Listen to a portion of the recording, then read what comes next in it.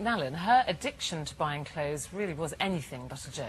In just 4 years, she spent £200,000 on that addiction. It eventually cost her marriage. She nearly lost her home, very nearly lost her sanity. She's here now this morning, along with hypnotherapist Marisa Peer. And it all started, Helen, after you left your job. I would have thought, well, if you're going to start spending, do it while you're earning some money. Was that strange? Well, I was very happy in my job, and it was a high-powered job in the city, so I didn't feel the need. There was nothing lacking in my life. I was quite happy, and I had a buzz, and I worked very hard. On good money? Yeah, good money, yes. Long hours, you know, 6 in the morning until late at night. What did you do? I was a trader. Oh, yes. Yeah, with all the boys in the city. That's very high pressure, but it was good fun. We worked really hard, and then we played really hard. So why did you give that up? I worked too hard for too long.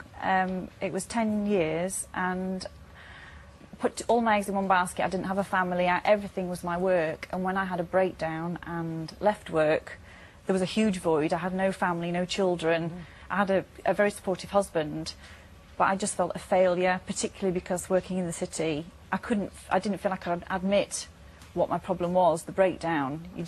Working with all the men, I had a huge issue about that anyway, and I had to fill it with something, so I filled it with majorly shopping and also food. Yes, but you weren't earning the same money that you were earning before, so you knew this was a law of diminishing returns here. Absolutely, that was the problem, yeah. So when it started, when you say I filled it with shopping, did it start off just like, oh, I haven't got anything to do today, my husband's at work, no. I'll just tootle off to the shops, and then it kind of grew and grew, or did it happen quite quickly? Funnily enough, when I was really low, the only thing I used to get out of bed for, seriously, was this programme. I used to time it to 28 minutes past 10, jump out of bed and watch this programme. That was the only thing in my life. But then I became bipolar, and it's the manic highs, and I was trying to control my mood with shopping.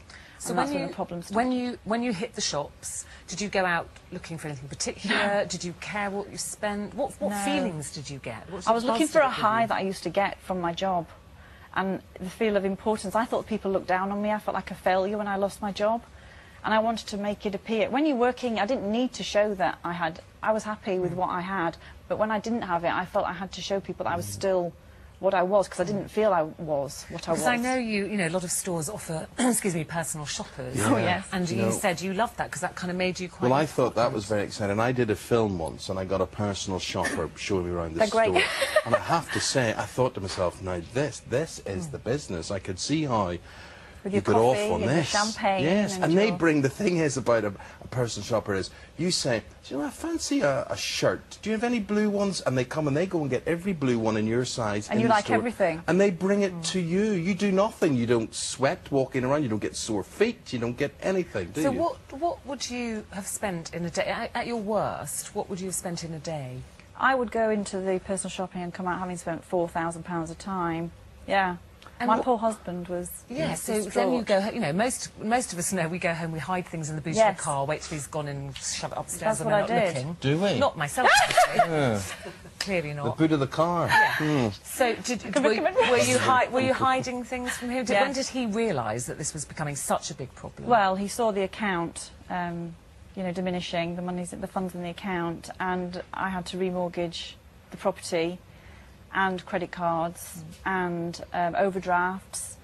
And we're talking here, I mean, if I've got this right, your remortgage was £100,000. It was actually more than that in a shorter period of time, yeah. Tell you what, your husband must have loved you. He is a saint, actually. Yes. Yeah, he did. Now, at what stage did Marisa come in on all this? When did you arrive on the scene, Marisa? Helen's doctor sent me to her. When she came to me, I mean, poor Helen, she was suicidal. But you don't go to the doctor and say, Doctor, I've got this terrible trouble, I spent money all the time.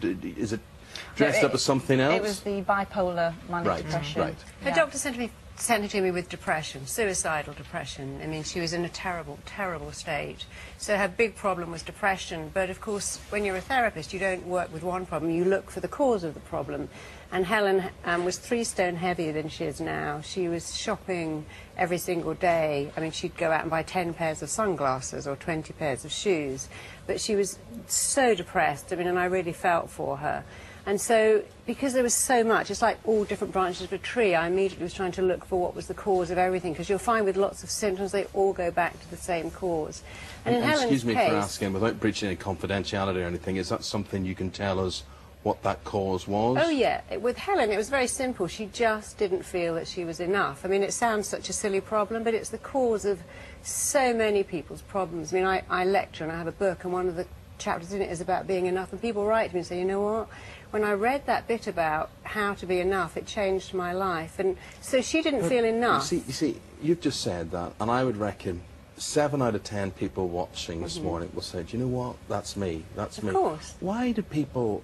Why are people afraid of disappointing? Because no matter what they are in real life, whether they're arrogant, whether they're funny, whatever show they put on about it, it appears to be deep down there's this insecurity coming from where? Not feeling good enough, not feeling lovable enough. Is this our society? Is this media? Yeah, is this you know, if you went to live in magazines? a tribe, you wouldn't feel like that, because we live in a society where you're a product, and if you're a product, you've got to have all the products. So you've got to have the latest bag or the latest car, and then a year later, you don't want that latest bag. You've got to have another bag, or you've just got these jeans and now they're dated. So it isn't just about fashion. And as Helen was saying, you know, work defines quite a lot of us. So that thing, you know, and a lot of women I know, friends of mine who've given up work to have children, suddenly, although they wanted to and they love their kids, suddenly just feel different because they don't have that getting up and going to work that kind of makes you feel worthy somehow. Yeah, so if it isn't what you do, then it becomes who you are, and so who you are is defined by what you look like, what you wear, what label you have on. I mean, you know, I work with 12-year-olds who now have got this thing about they've got to look right and dress right, and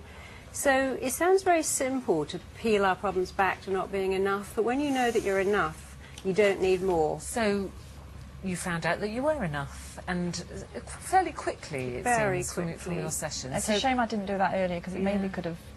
Who flicked the switch, or how was the switch flicked? I woke up in hospital, basically, and when I finally realised that my marriage was nearly over and I was sent to Marisa, it kind of snowballed. I didn't realise I was going through the process of being cured, because I actually didn't realise I was ill. It took me a long time to realise I was ill. I was in denial, and my husband was saying to me, you've got to stop spending, and I thought he was picking on me. So what's life now? Is that like being on a constant diet? I know you did lose weight as well, but I mean, to go out into a shop and see a handbag, sunglasses, a dress, anything. Looking back, I feel very lucky to have come through this, because I do feel whatever normal is these days, and I didn't realise how ill I was. It's taken people to tell me. I'm very grateful to my parents-in-law, my sisters-in-law, you know, my family, friends. They've all been there all the way through. And I've written a book, and you don't realise, and people have had to tell me, because I had a lot of ECT, electrical convulsive therapy treatment, which erases your short-term memory sometimes. And I myself didn't realise how bad it was, but looking back and what people have told me and writing the book has made, and people just feel so, I know a lot of people watching this would probably, because that's what I used to do when I was so down, I used to watch you. And you don't believe in the light at the end of the tunnel, you really, really do not, but there is. And why is there? Was it the therapy itself? The therapy was amazing. Sometimes you have to be in the right place. Therapy is great to receive it. And Marisa's voice in itself was enough to, as soon as I walked through her doors, calmed me instantly. The therapy, I've never experienced hypnotherapy before, I didn't know what to expect. So bizarrely, I couldn't open my eyes. I thought I can open my eyes, but you can't open your eyes, and Are you cured, or have you to keep being? No, tap up. Only told me 4 times. No. I made her a lot of tapes, and I made her say every day when she woke up, "I'm enough. I'm enough." I made her write it on her mirror.